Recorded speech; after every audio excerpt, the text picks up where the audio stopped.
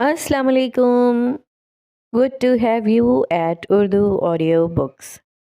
हाजिर खिदमत है सादिया राजपूत का नावल इश्क़ आतिश, एपिसोड 22।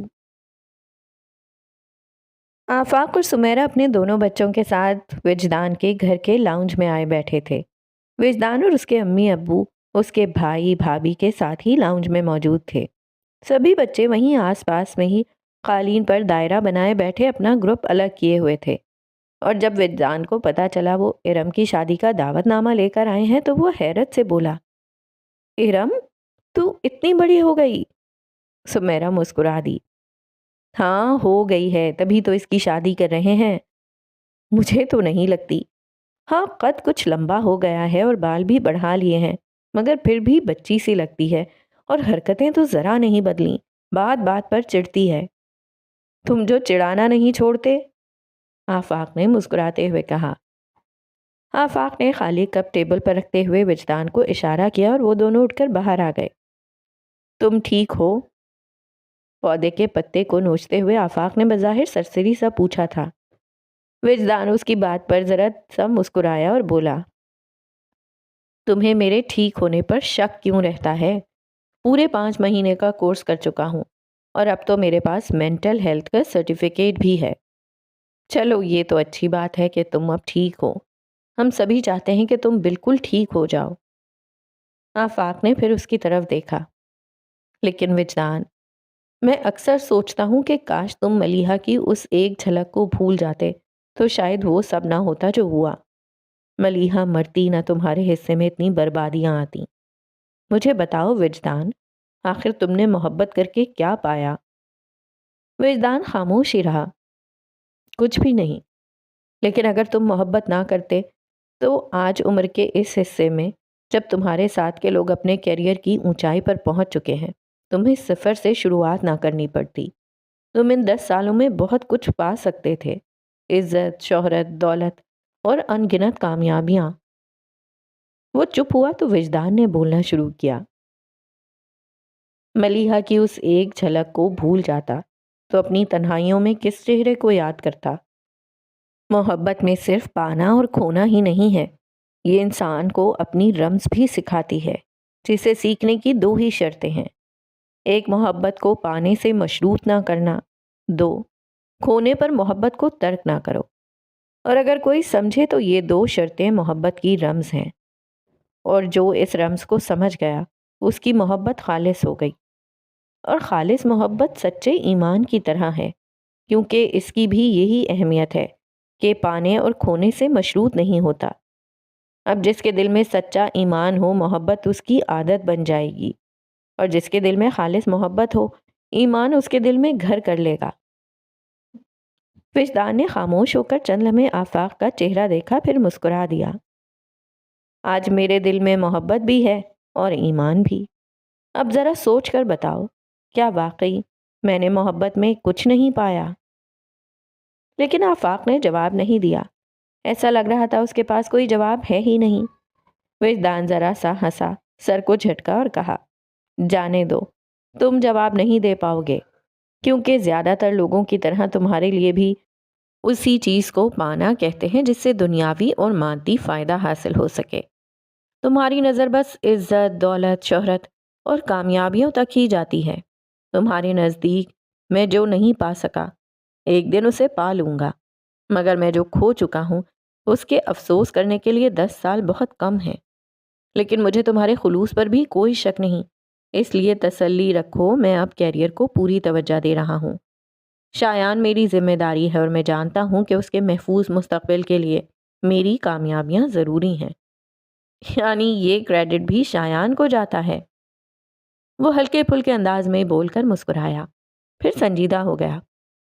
लेकिन विजदान, तुम्हें नहीं लगता तुमने इस बच्चे को अपनी कमज़ोरी बना लिया है? पता नहीं आफाक, इस बच्चे में क्या है जो मेरा दिल उसकी तरफ खींचा चला जाता है। अपने आप ही मैं उसके लिए बाप की तरह सोचने लगा हूँ। मेरा दिल चाहता है मैं उसे दुनिया की हर वो खुशी दूँ जो मेरे इख्तियार में है, और मैं ऐसा ही करूँगा। और अगर ज़रूरत पड़ी तो उसकी खुशी की खातिर अपने इख्तियार की आखिरी हद से भी गुजर जाऊँगा। اس کا لہجہ مضبوط تھا۔ چلو چھوڑو، یہ بتاؤ بابا جان کیسے ہیں؟ کون بابا جان؟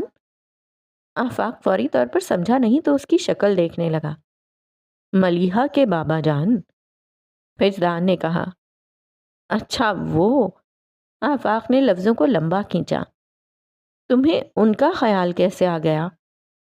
وہ ملیحہ کے بابا ہیں تو میرے لیے بھی باپ کی جگہ ہوئے، پھر کیا مجھے ان کا خیال نہیں آنا چاہیے؟ بلکہ میں تو جب بھی ملیحہ کو سوچتا ہوں ساتھ ہی بابا جان اور ہادی بھائی کا خیال آ جاتا ہے۔ پتہ نہیں ملیحہ کے بعد کس طرح جی پائے ہوں گے، خاص طور پر ہادی بھائی۔ وہ تو شروع سے ہی لا علم تھے اور آخری وقت تک لا علم رہے۔ پتہ نہیں سب جان کر ان کی کیا حالت ہوئی ہوگی۔ میرے بعد وہ دنیا کے دوسرے شخص ہیں جن کے بارے میں مجھے یقین تھا کہ انہیں خود سے زیادہ ملیحہ کی پرواہ ہے۔ ان دونوں کا کیا پوچھتے ہو؟ آفاق سانس بھر کر بولا۔ ملیحہ کے سوئم پر انہوں نے خود تایا جان اور پاپا کے سامنے تمہارے اور ملیحہ کے تعلق کے بارے میں انکشاف کیا تھا اور اعتراف کیا تھا کہ ملیحہ کی شادی زبردستی کرائی جا رہی تھی۔ ہم نے انہیں ہمیشہ سخت گیر انسان کے روپ میں دیکھا ہے، مگر اس وقت تم ان کی حالت دیکھتے۔ ملیحہ کی موت نے ان کی کمر توڑ دی تھی، اوپر سے یہ پچھتاوا کہ ملیحہ کی موت کے ذمہ دار وہ خود ہیں۔ ان کے پچھتاوے کا یہ عالم تھا، خود کو ملیحہ کا قاتل کہہ رہے تھے، پھر ہاتھ جوڑ کر تایا جان اور پاپا سے معافی بھی مانگی، مگر جب ملیحہ ہی نہ رہی تو بھلا کیسی معافی؟ نور الہدیٰ بھی کچھ کم برہم نہیں تھا، مگر اس کی مجبوری یہ ہے کہ اسے پھپھا جان سے بہت محبت ہے۔ وہ کچھ بھی کر لے، ان سے تعلق نہیں توڑ سکتا۔ پھر بھی یہی وہاں سے اطلاع ملتی رہتی ہے کہ اس کے رویے میں پھپھا جان کے لیے سرد مہری آ گئی ہے، اور ملک انکل کی ڈیتھ کے بعد سے تو وہ بالکل گوشہ نشین ہو چکے ہیں۔ ان کی حالت کا سن کر تو ہاتھ اپنے آپ کانوں کو چھونے لگتے ہیں۔ آفاق نے محسوس کیا کہ بابا جان کی حالت کا سن کر وجدان مضطرب ہو گیا تھا۔ تو کیا تمہارا ان سے بالکل بھی تعلق نہیں رہا؟ نہیں، ہماری ان سے آخری ملاقات ملیحہ کے سوئم پر ہی ہوئی تھی۔ اس کے بعد ایک بار نور الہدیٰ اپنی شادی کا انویٹیشن دینے آیا تھا۔ آیا جان اور پاپا نے تو صاف منع کر دیا، لیکن ہمیں جانے کی اجازت دے دی تھی، مگر کوئی نہیں گیا۔ قصر فاروقی نے دو ایسے بڑے صدمے دیے ہیں کہ اب اس کی طرف دیکھنے کو بھی دل نہیں کرتا، لیکن پھر بھی نور الہدیٰ کا نام سنائی دیتا رہتا ہے۔ وہ ایک کامیاب بزنس مین ہے، اور اگر تم بزنس میگزین پڑھو تو ان میں اکثر نور الہدیٰ اور فاروقی گروپ آف انڈسٹریز کے بارے میں چھپتا رہتا ہے۔ چلو یار اندر چلتے ہیں، یہاں دھوپ بہت تیز ہے۔ اس کا دل اچاٹ ہو گیا تھا، لہجے میں بیزاری صاف جھلک رہی تھی۔ آفاق بھی اس کے پیچھے پیچھے اندر آیا تو پیچھے سینٹر ٹیبل پر ایلبم کھول کر اس کے ارد گرد قالین پر بیٹھے تھے اور تصویریں دیکھتے ہوئے تبصرے کر رہے تھے۔ لیکن ان کے بچکانہ تبصرے اتنے مزیدار تھے کہ سب اپنی باتیں چھوڑ کر صوفوں پر آگے جھکے تصویروں کو دیکھتے ہوئے ان کی باتوں پر ہنس رہے تھے۔ ایلبم دیکھتے دیکھتے ایک تصویر کو دیکھ کر 6-7 سال کی فائزہ دونوں ہاتھ ایلبم پر رکھ کر جھکتے ہوئے تصویر کو قریب سے دیکھ کر بولی، واؤ مناہل، تمہاری ممی کتنی اچھی لگ رہی ہیں۔ میری ممی تو ہیں ہی اچھی، وہ اٹلا کر بولی، مگر میری ممی زیادہ اچھی ہیں۔ فائزہ کو جیسے اپنے بے ساختہ اظہار پر افسوس ہوا تھا۔ زوار کو اس کی بات بری لگی تھی، تیز لہجے میں کہا، جی نہیں، میری ممی زیادہ اچھی ہیں۔ فائزہ اپنے سے بڑے زوار کے لہجے پر سہم گئی۔ جواد نے جو اپنی بہن کو کمزور پڑتے دیکھا تو فوراً میدان میں کود پڑا، غلط، میری ممی سے زیادہ اچھا کوئی ہو ہی نہیں سکتا۔ مناہل کافی سلجھو بچی تھی، اس نے جو سب کے بگڑتے تیور دیکھے تو فوراً بولی، ایک منٹ، لڑنے کی ضرورت نہیں ہے، ہم شایان بھائی سے پوچھ لیتے ہیں کہ کس کی ممی زیادہ اچھی ہیں۔ ہاں یہ ٹھیک ہے۔ سب کو یہ آئیڈیا پسند آیا تھا۔ پھر جواد سب کی نمائندگی کرتے ہوئے شایان سے بولا، بتاؤ شایان، ہماری ممی زیادہ اچھی ہیں یا زوار اور مناہل کی؟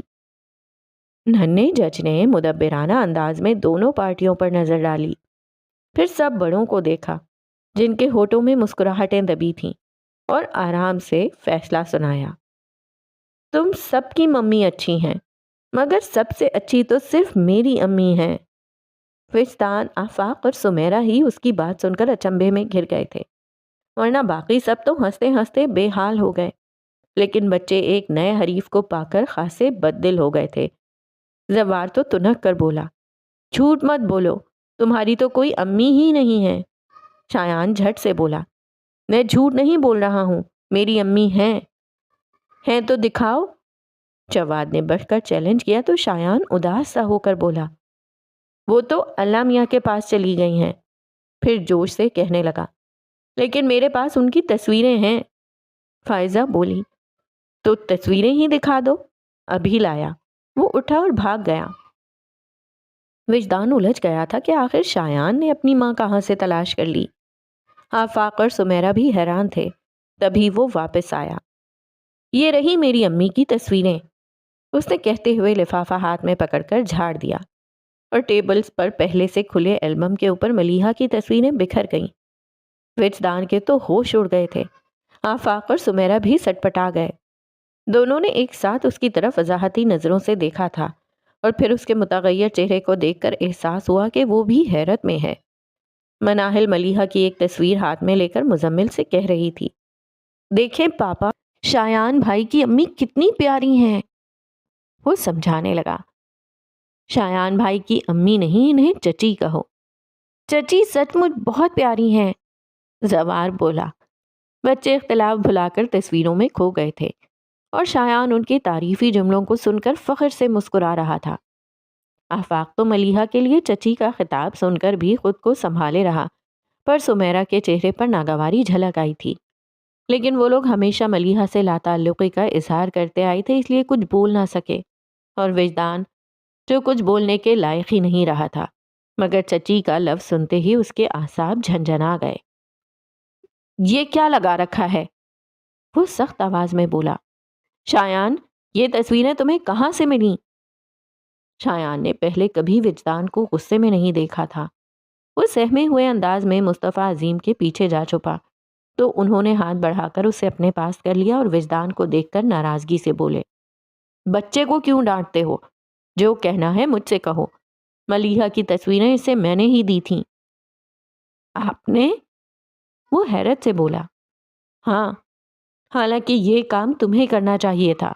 ایک تو اس معصوم نے اپنی ماں کو کھو دیا، اوپر سے تم نے بھی اسے اس کی ماں سے انجان رکھا، اس کا نام تک شایان کو نہیں بتایا۔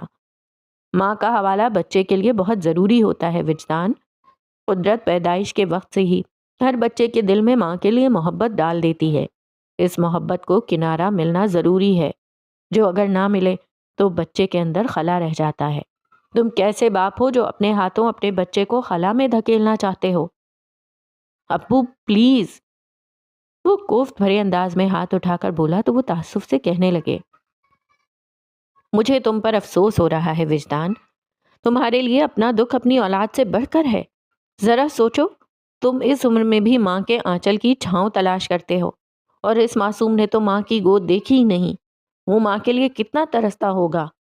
اس کی یہ محرومی تو ختم نہیں ہو سکی، پر کم از کم اس کے پاس اپنی ماں کی شناخت تو ہو۔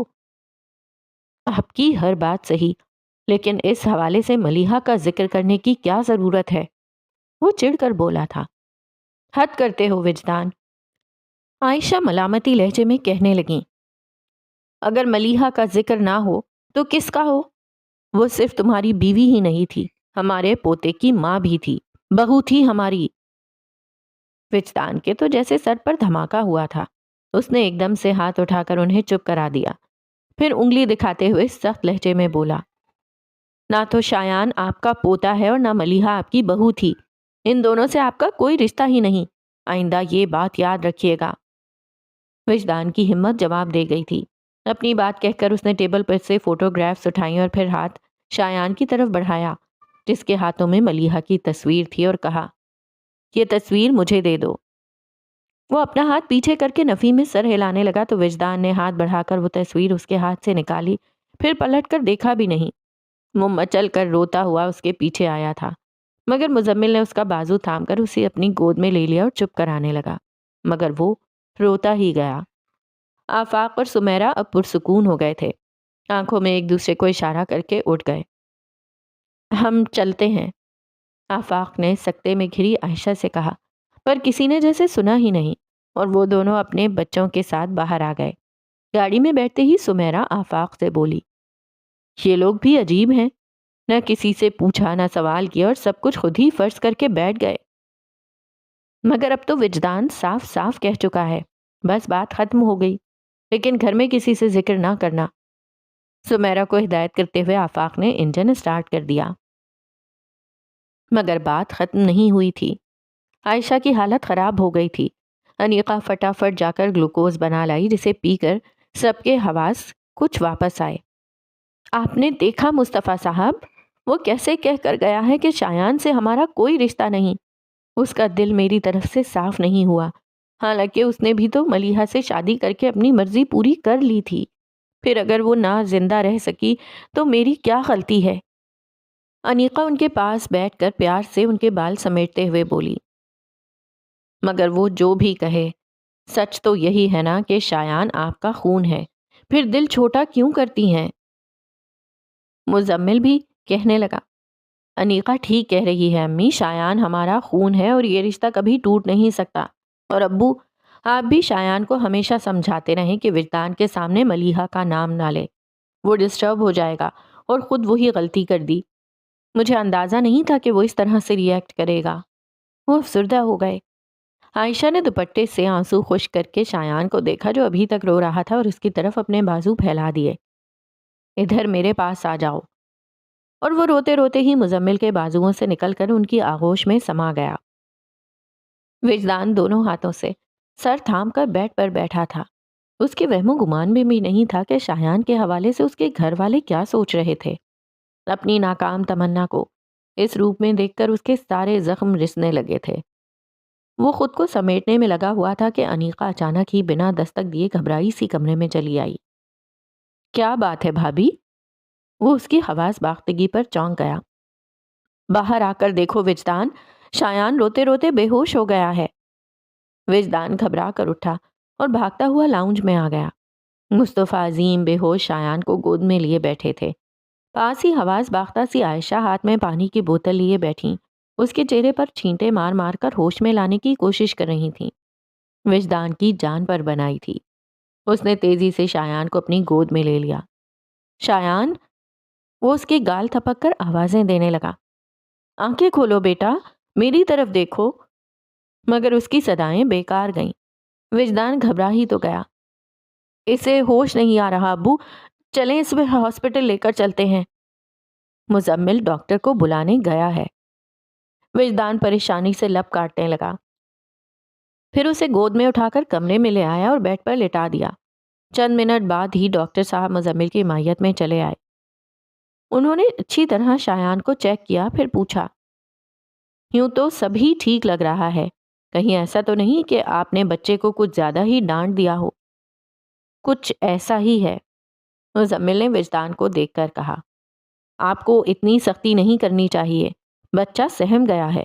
بہرحال میں انجیکشن لگا دیتا ہوں، 2 گھنٹے میں اسے ہوش آ جائے گا، لیکن آئندہ احتیاط کیجیے گا۔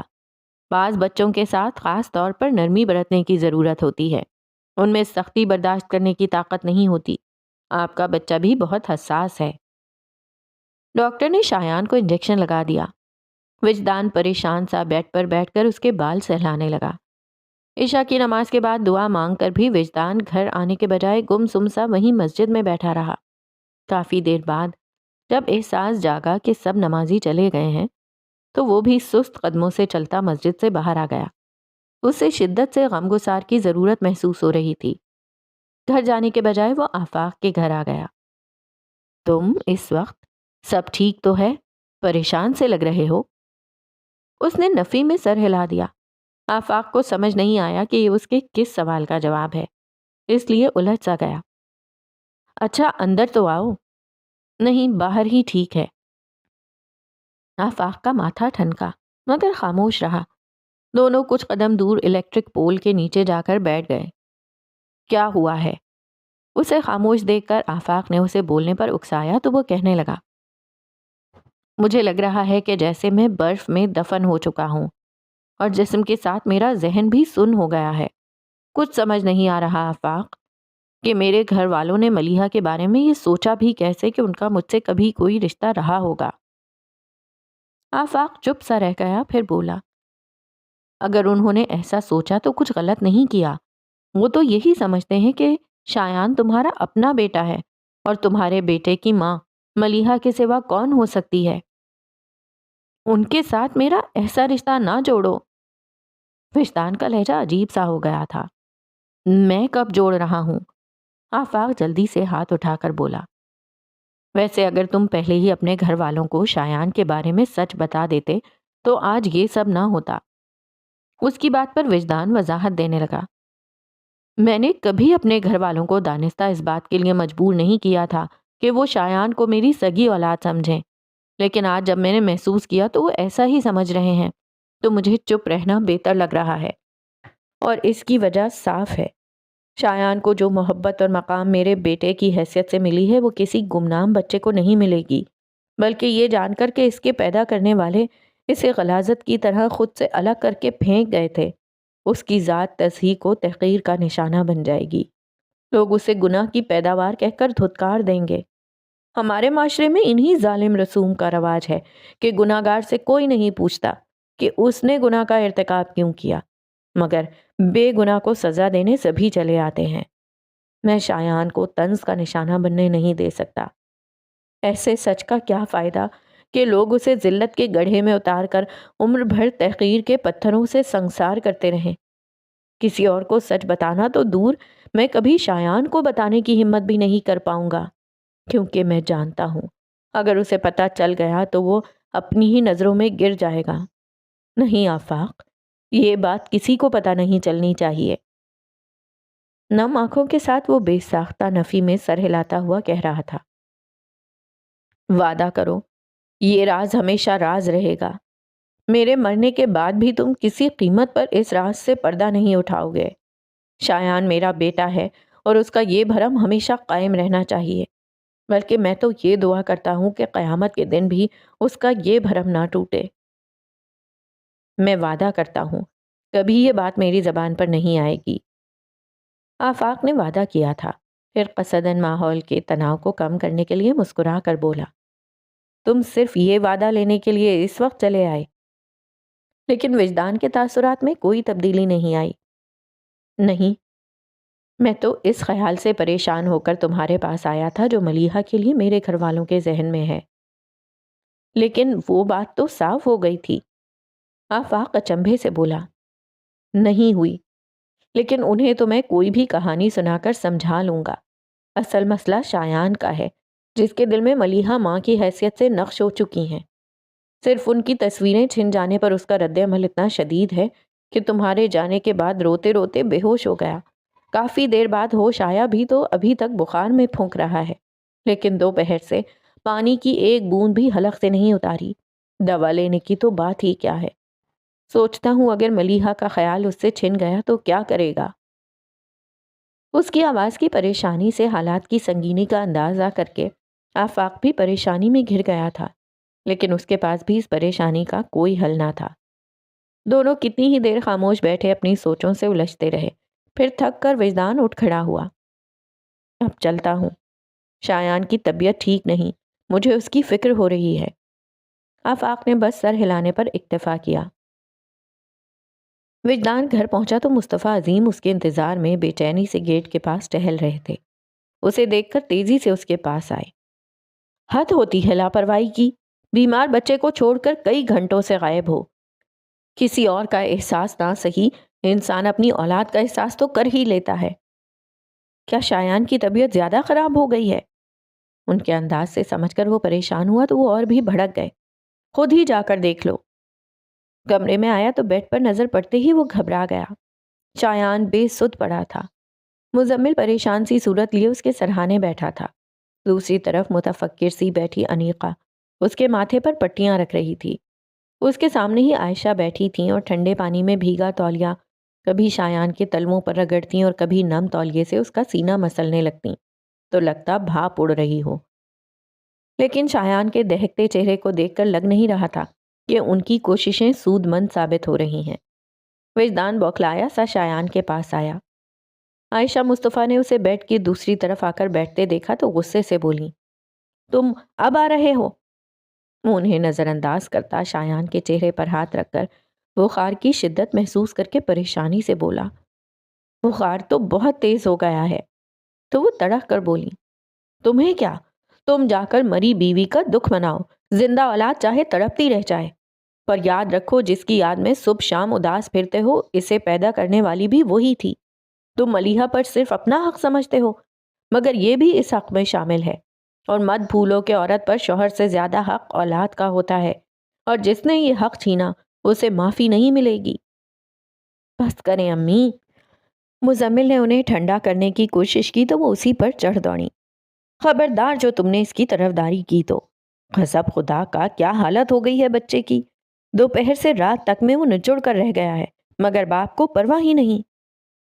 کیا ہو گیا ہے امی؟ کچھ تو خیال کریں، اس کا بچہ بیمار ہے اور بھلا باپ سے زیادہ کسے پرواہ ہو سکتی ہے؟ ریلیکس یار، اتنا پریشان ہونے کی ضرورت نہیں، بچے تو بیمار پڑا ہی کرتے ہیں۔ مزمل کی تسلی کے جواب میں بھی وجدان خاموش ہی رہا، شایان کے تپتے ہاتھ کی پشت پر ہونٹ رکھتے ہوئے آنسو ضبط کرنے کی کوشش میں وجدان کی آنکھیں سرخ ہو گئی تھیں، جو خود کو بے بسی کی انتہا پر محسوس کر رہا تھا۔ رات کافی ہو گئی ہے مزمل بھائی، جائیں آپ بھابھی کو بھی لے جائیں اور خود بھی آرام کریں، اور ابو آپ بھی تو تھک گئے ہوں گے، آپ شایان کی فکر نہ کریں، میں اس کے پاس ہوں، اور امی کو بھی سمجھائیں، یوں پریشان ہونے سے ان کی طبیعت خراب ہو جائے گی۔ اس نے مصطفیٰ عظیم سے کہا تو انہوں نے سر ازبات میں ہلا دیا اور اٹھ کر کمرے سے باہر چلے گئے۔ وقفے وقفے سے سب اٹھ کر اپنے اپنے کمرے میں آرام کرنے چلے گئے۔ 8 سال میں پہلی بار ایسا ہوا کہ وجدان نے جماعت چھوڑ دی ہو۔ فجر کی نماز اس نے کمرے میں ہی پڑھی تھی۔ فجر کی نماز کے بعد وہ جائے نماز پر بیٹھا دعا مانگ رہا تھا۔ یہ تو میں جان چکا کہ تو کبھی لے کر اور کبھی دے کر آزماتا ہے، مگر یہ نہ جان پایا تھا کہ کبھی کبھی تو پرانے زخموں کو ادھیڑ کر بھی نئی آزمائش میں ڈالتا ہے۔ اللہ مجھے اتنی طاقت دینا کہ اس آزمائش سے گزر جاؤں۔ منہ پر ہاتھ پھیرتے ہوئے وہ سجدہ ریز ہو گیا اور پھر جائے نماز طے کر کے الماری میں رکھتا وہ بیڈ پر بیٹھ کر شایان کا ٹیمپریچر چیک کرنے لگا۔ رات بھر وجدان نے کمر بستر سے نہ لگنے دی تھی۔ اب کہیں جا کر کچھ تسلی ہوئی تو وہ تکیہ اونچا کر کے نیم دراز ہو گیا۔ کچھ ہی دیر گزری تھی کہ وجدان کو اپنے بائیں ہاتھ کی پشت پر شایان کے ہاتھ کا لمس محسوس ہوا۔ وہ دائیں بازو سے آنکھیں ڈھک کر لیٹا تھا، چونکتے ہوئے بازو ہٹا کر شایان کو دیکھنے لگا۔ اسے ہوش آ گیا تھا اور بار بار پلکیں جھپکتا وہ کسمسا رہا تھا۔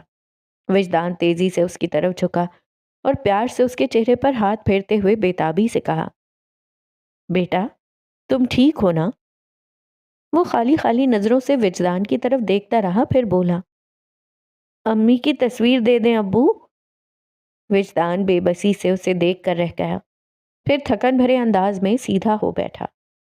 شایان بھی اٹھ کر بیٹھ گیا، پھر اس کی آستین مٹھی میں پکڑ کر ہلاتے ہوئے بولا، بیٹا ضد چھوڑ دو، میں بہت پریشان ہو گیا ہوں، اور ذرا اپنی حالت دیکھو، خود کو بیمار کر لیا ہے، پھر ان تصویروں کو پاس رکھنے سے ملیحہ تو پاس نہیں آ جائے گی۔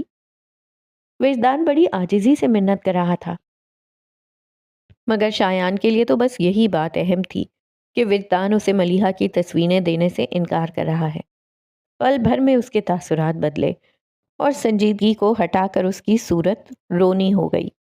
وہ ایک دم سے وجدان کا ہاتھ اپنے کندھے سے ہٹا کر اس کی طرف سے منہ پھیرتے ہوئے تکیے میں منہ چھپا کر لیٹ گیا، اور کچھ ہی دیر بعد اس کے رونے کی آوازیں آنے لگیں۔ پتہ نہیں اس کے پاس اتنے آنسو کہاں سے آ گئے تھے کہ کل سے ابھی تک خشک ہی نہیں ہوئے۔ رونے سے اس کے جسم کو جھٹکے لگ رہے تھے جنہوں نے وجدان کو زلزلوں میں دھکیل دیا تھا۔ کوئی بے بسی سی تھی، اسے سمجھ نہیں آ رہا تھا کہ شایان کو کیسے سمجھائے۔ وجدان کی برداشت ختم ہو چکی تھی اور اس سے زیادہ وہ شایان کا رونا بلکنا نہیں سہ سکتا تھا۔ وہ اٹھا اور الماری میں سے تصویروں کا لفافہ نکال کر ایک تصویر ہاتھ میں لے کر دیکھنے لگا۔ میں نے ہمیشہ ان فاصلوں کی عزت کی جو آپ نے کبھی اپنے اور میرے درمیان مٹنے نہیں دیے، مگر اب شاید میں ان کا بھرم نہ رکھ پاؤں۔ یہ جرم آپ کے نزدیک بہت بڑا ہوگا، لیکن مجھے معاف ضرور کر دیجیے گا۔ وہ دل ہی دل میں کہتا تصویر ہاتھ میں لیے بیڈ پر آ بیٹھا۔ لفافہ سائڈ ٹیبل میں رکھ کر اس نے ملیحہ کی تصویر شایان کے چہرے کے سامنے کر دی۔ اس نے روتے روتے آنکھیں کھول کر سامنے دیکھا تھا۔ پھر میری امی کہتے اس نے تصویر جھپٹ لی اور اٹھ بیٹھا۔ وہ سارا رونا بھول کر مسکرانے لگا تھا، جیسے کوئی خزانہ ہاتھ آ گیا ہو۔ میری پیاری امی۔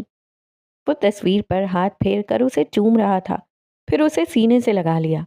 وجدانوں سے دیکھتا رہا۔ جب وہ جی بھر کے ملیحہ کی تصویر کو پیار کر چکا تو وجدان نے پیالہ اٹھا کر یخنی میں چمچ بھر کر اس کی طرف بڑھاتے ہوئے پوچھا، اب تو یخنی پیو گے؟ ساری پی جاؤں گا اور دوا بھی پیوں گا، وہ مگن سے انداز میں کہہ رہا تھا، مگر وجدان جواب میں مسکرا بھی نہ سکا۔ پھر واقعی اس نے پورا پیالہ ختم کر کے سرپ پیا اور اس کے بعد آرام سے سو گیا، مگر سوتے ہوئے بھی ملیحہ کی تصویر اس کے گال کے نیچے دبی تھی۔ شام میں آفاق شایان کی خیریت دریافت کرنے آیا تو وجدان اس وقت اپنے کمرے میں بیٹھا شایان کو پڑھا رہا تھا۔ وہ آتے ہی صوفے پر ڈھیر ہو گیا۔ السلام علیکم، وجدان کی آواز میں تنبیہ تھی۔ آفاق بے تحاشا ہنستے ہوئے، وعلیکم السلام ورحمۃ اللہ وبرکاتہ کہتا سیدھا ہو بیٹھا اور کہنے لگا، یار یہ چنگ والے تجھے ماسٹر عبداللہ کیوں کہتے تھے؟ انہیں تو تیرا نام مولوی عبداللہ رکھنا چاہیے تھا۔ وجدان ذرا سا مسکرا دیا، ارے صاحب یہاں تو زوروں پر پڑھائیاں چل رہی ہیں، لگتا ہے شایان ٹاپ کرے گا۔ ویسے ٹیسٹ کی کیا ڈیٹ اناؤنس ہوئی ہے؟ اس نے وجدان سے پوچھا۔ اگلے مہینے کی 2 تاریخ۔ آفاق نے سر ہلا کر شایان کو دیکھا جو منہ میں پینسل دبائے کبھی اس کا تو کبھی وجدان کا چہرہ دیکھنے لگتا۔ آفاق نے محسوس کیا کہ وہ واقعی ایک دن میں بہت کمزور ہو گیا تھا، مگر اس وقت تو وہ حشاش بشاش بیٹھا تھا۔ آفاق کو شرارت سوچی۔ وہ ایک دم سے شایان کے بیگ میں کچھ ڈھونڈنے لگا۔ کیا ڈھونڈ رہے ہیں انکل؟ بھائی تمہارے ابو کہہ رہے تھے تمہیں بخار ہے، پر مجھے نظر نہیں آ رہا، کہاں گیا؟ تم نے ضرور دوا کھا لی ہوگی تبھی تو وہ بھاگ گیا۔ وہ ایسے تو نہیں بھاگا انکل، وہ تو ابو نے امی کی تصویر دے دی تو وہ امی کے ڈر سے بھاگ گیا۔ آفاق جو بچے کے ساتھ مذاق کو انجوائے کر رہا تھا ٹھٹک کر بولا، امی کی تصویر؟ ہاں یہ دیکھیں میری امی کی تصویر۔ اس نے سائیڈ میں رکھا فریم اٹھا کر آفاق کی طرف بڑھایا تو آفاق نے اب کہیں جا کر نوٹ کیا کہ ملیحہ کی تصویر وجدان کے بیڈ کے سائیڈ ٹیبل پر فریم ہوئی رکھی تھی۔ فریم ہاتھ میں پکڑتے ہوئے اس نے وجدان کو دیکھا، جس نے نظریں جھکا لیں، پھر آہستہ سے اٹھ کر باہر چلا گیا۔ آفاق کی نظریں بھی اس کے تعاقب میں دروازے تک گئی تھیں، جبکہ ناسمجھ بچہ ان دونوں کی کیفیتوں سے بے خبر معصومیت سے پوچھ رہا تھا، انکل میری امی اچھی ہے نا؟ میں ابھی آتا ہوں۔ آفاق عجلت میں اس سے کہہ کر باہر آ گیا۔ وجدان اسے ٹیرس میں مل گیا تھا۔ وہ ریلنگ پر کوہنیاں ٹکائے سر جھکا کر نیچے دیکھ رہا تھا۔ آفاق اس کے پیچھے جا کھڑا ہوا۔ وہ بہت ضد کر رہا تھا آفاق۔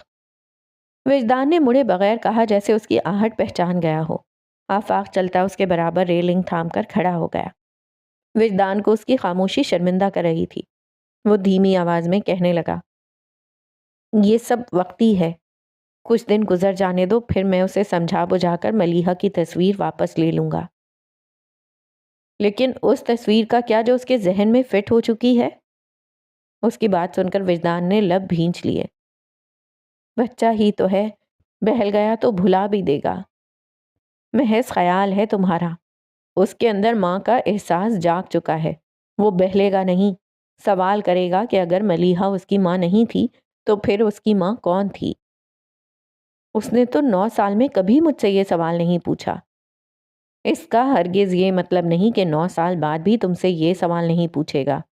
آج اگر بہل بھی گیا تو آئندہ کسی وقت وہ ہر صورت اپنے سوال کا جواب جان کر رہے گا۔ کہہ دوں گا تھی کوئی اور اس کی پیدائش کے وقت مر گئی۔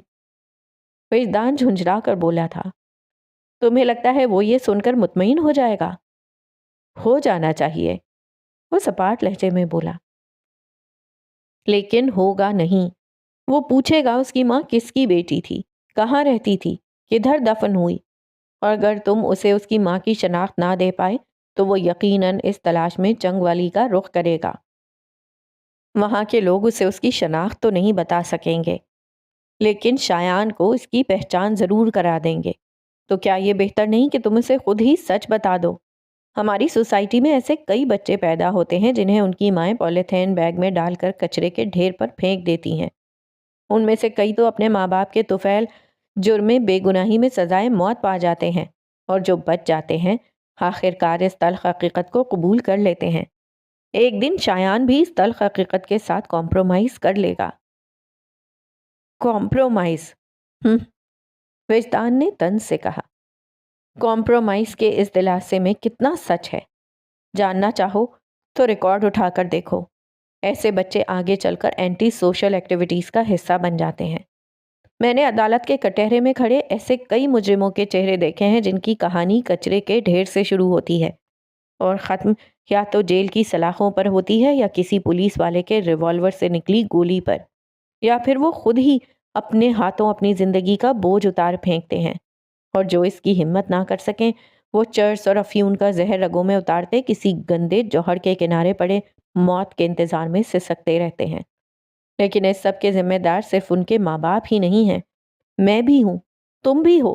ہماری یہ سوسائٹی ہے جو ایسے لوگوں کو پروڈیوس کرتے ہیں جو گناہ کو عیب نہیں سمجھتے، اور پھر جب وہ اپنے ماتھے پر لگے راتوں کے گناہ کے سیاہ داغوں کو دن میں نیک نامی کی چادر سے ڈھک کر معصوم چہرہ بنائے انجان سے ہمارے درمیان اٹھتے بیٹھتے ہیں تو مزید معزز کہہ کر انہیں پھلنے پھولنے کا موقع دیتے ہیں۔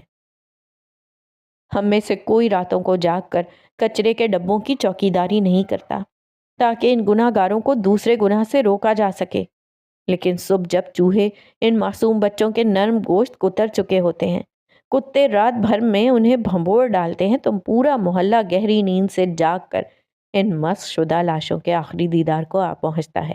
پھر بڑے اہتمام سے ان کی تدفین ہوتی ہے، اور اگر کوئی بدنصیب نوکیلے دانتوں کی کاٹ سہ گیا ہو تو اس کی مرہم پٹی بھی کی جاتی ہے تاکہ وہ زندہ رہ کر زندگی بھر یہ تانا سنے کہ اسے ڈوب مرنا چاہیے۔ ہر ایک بے گناہ چہرے کے پیچھے دو گناہ گار چہرے چھپے ہوتے ہیں، مگر بے گناہ تو چلتے پھرتے نظر آتے ہیں، لیکن گناہ گاروں کی دو گناہ اکثریت کہاں چلی جاتی ہے؟ وہ ماتھے پر سلوٹیں لیے سوال کر رہا تھا، لیکن جواب خود اس کے پاس بھی نہیں تھا۔ اس نے اب اپنے لب بھینچتے ہوئے آفاق کے چہرے سے نظریں ہٹا لیں، پھر یوں بولا جیسے خود کلامی کر رہا ہو۔ اللہ کہتا ہے باپ کا کیا اولاد سے نہیں پوچھا جائے گا، لیکن انسان اولاد سے ماں باپ کے اعمال کا حساب لیتا ہے اور پھر سزا بھی سناتا ہے۔ تو کیا اللہ کا عدل ناقص ہے، یا ہمارے انصاف کے پیمانے اس کے پیمانوں سے بہتر ہیں؟ لیکن نہیں، جسے خود انصاف سے گزرنا ہو وہ منصف کیسے ہو سکتا ہے؟ وہ اچانک آفاق کی طرف دیکھ کر پلٹا۔ تم چاہتے ہو تو میں بھی اس صف میں کھڑا ہو جاؤں؟ جب میں نے شایان کے ماں باپ کا چہرہ نہیں دیکھا تو اسے وہ آئینہ کیوں دکھاؤں جس میں اس کے ادھورے وجود کی بگڑی ہوئی تصویر نظر آئے گی؟ اگر وہ اپنی نظروں سے گر گیا تو چوٹ مجھے آئے گی۔ سوال صرف شایان کی زندگی کا نہیں ہے آفاق، دھیان سے دیکھو تو میری زندگی بھی جڑی ہے، اور میں تو زندہ ہی اسی کے لیے ہوں۔ اگر وہ مجھ سے کھو گیا تو میں زندہ رہ کے بھی کیا کروں گا؟ آفاق کو سچ مچ یوں لگا کہ وجدان اس سے زندگی کی بھیک مانگ رہا ہو۔ وہ سر جھکا کر رہ گیا، پھر پلٹ کر جانے لگا، لیکن چند قدم چل کر ہی وہ اچانک مڑ کر وجدان کو دیکھنے لگا جو ساکت نظروں سے اسے دیکھ رہا تھا۔ پھر ہموار لہجے میں کہا، اس بار میں تمہیں کچھ کھونے نہیں دوں گا۔ اس کی آنکھوں میں ایک خیال کی پرچھائی تھی۔ جب اس نے سمیرا کو اپنا خیال بتایا تو وہ حیرت سے اسے دیکھتی رہ گئی۔ مجھے حیرت ہو رہی ہے آفاق، آپ دوستی میں اتنا آگے نکل گئے ہیں کہ آپ کو یہ بھی یاد نہیں رہا کہ ملیحہ سے آپ کا بھائیوں جیسا رشتہ تھا، اور کسی بھائی کو زیب نہیں دیتا کہ وہ اپنی بہن کے بارے میں ایسی بات کرے۔ جب وہ اپنی بات کہہ چکی تو آفاق نے پرسکون انداز میں کہا، مجھے سب یاد ہے۔ وہ محبت تھی جو ملیحہ نے وجدان سے کی تھی، اور میرے دل میں ان کی محبت کا بہت احترام ہے۔ جب کسی کا اتنا احترام کر لیا جائے تو انسان اس کے سامنے بے بس ہو جاتا ہے۔ تم یقین کرو، میں وجدان کے سامنے اتنا ہی بے بس ہوں۔ کہنے کو وہ میرا دوست ہے، مگر میں اس کے سامنے انکار کی جرت نہیں کر سکتا۔ اب تم اسے چاہے جو بھی کہو۔ وہ اسے گمسم سا دیکھ کر پوچھا، چپ کیوں ہو گئی؟ وہ دھیمے لہجے میں بولی، آپ نے بات ہی ایسی کہتی ہے، کوئی کچھ کہہ نہیں سکتا۔ سمیرا کے چہرے سے فکر مندی جھلک رہی تھی۔ لیکن مجھے نہیں لگتا کہ ابا اور چاچو وجدان کا ایسا لحاظ کریں گے۔ اگر ہم دونوں مل کر انہیں سمجھانے کی کوشش کریں تو شاید بات بن جائے۔ ملیحہ کے حوالے سے ان کے دل وجدان کے لیے بہت گداز ہیں، بلکہ ایسا کون سا شخص ہے جو ملیحہ سے محبت رکھتا ہو اور اس کی موت کے بعد اس نے وجدان کو دل میں جگہ نہ دی ہو؟ پھر صرف ہم دونوں کیوں؟ فون کر کے سب کو بلوا لیتے ہیں۔ ہم تمام کزنز کا رشتہ ملیحہ کے ساتھ ایک جیسا ہے، اس لیے انہیں ساتھ ملانا آسان ہوگا۔ پھر امی، چچی اور پھپھو کو ہم خیال بنا کر ابو اور چاچو سے بات کریں گے تو انہیں منانا قدرے آسان ہو جائے گا۔ ویسے تمہارا آئیڈیا ہے تو زبردست۔ جاؤ جا کر فون لے کر آؤ۔ میں ابھی جنید کو فون کر کے کہہ دیتا ہوں پہلی فلائٹ سے گوہر اور پھپھو کو ساتھ لے کر کراچی آ جائے۔ اس کے بعد ہم سائمہ اور عظمیٰ کو بھی بلوا لیں گے۔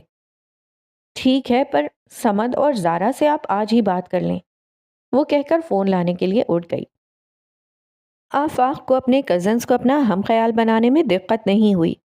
ان سب نے ملیحہ اور وجدان کو ایک دوسرے کے لیے برباد ہوتے دیکھا تھا، اور شاید اسی کا اثر تھا کہ سب نے آفاق کی بات پر اتفاق کیا اور اس کی ہدایت پر سب ہال میں جمع ہو گئے۔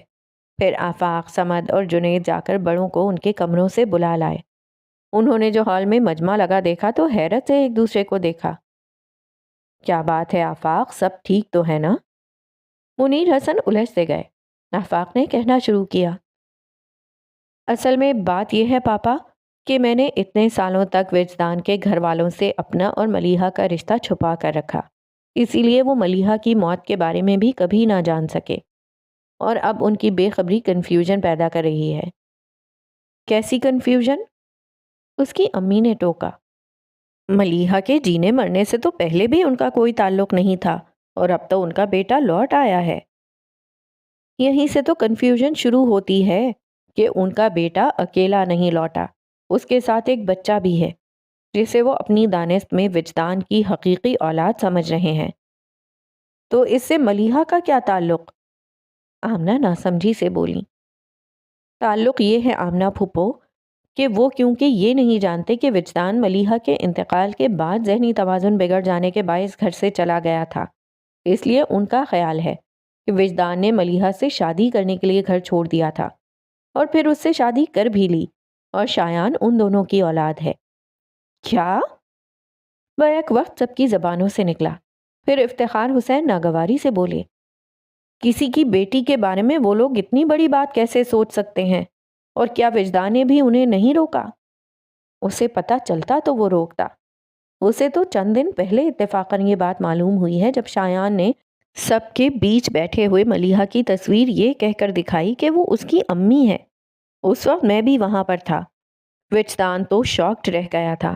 پھر اس نے فوراً ہی ملیحہ کی تصویر شایان سے لے لی، مگر ملیحہ کے ساتھ وہ بچہ اتنا اٹیچڈ ہو گیا ہے کہ صرف تصویر چھن جانے پر بیمار پڑ گیا، اور جب تک اسے ملیحہ کی تصویر واپس نہ کر دی گئی، کھانا پینا تو دور، اس بچے نے دوا تک لینے سے انکار کر دیا۔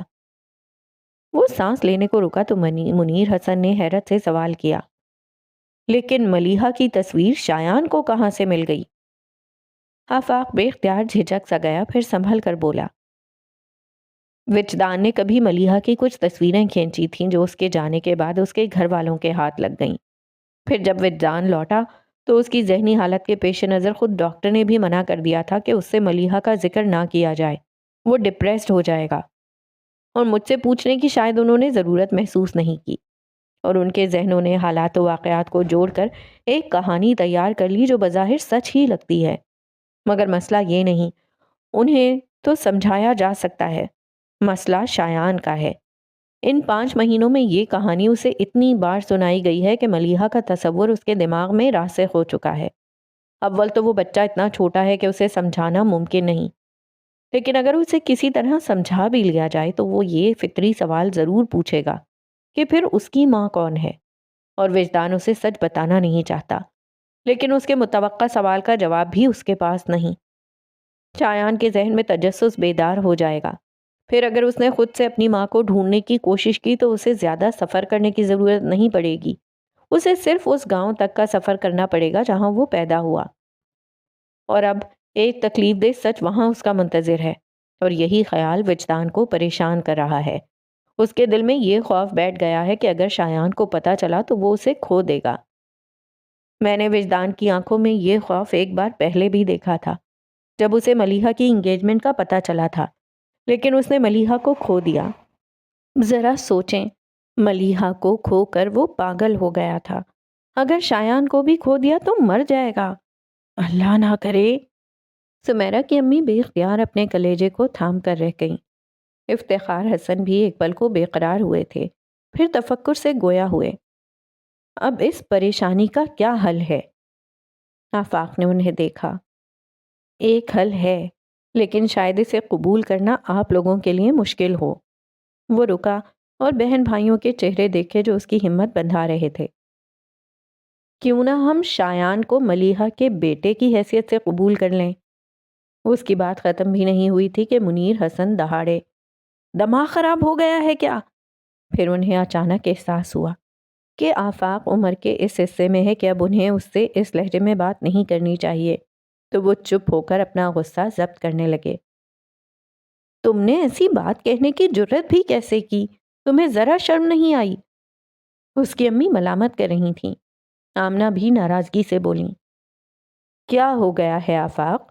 اپنے دوست کی محبت میں اتنے اندھے ہو گئے ہو کہ بہن کے نام پر من گھڑت کہانیاں بناتے تمہیں ذرا احساس نہیں ہوا؟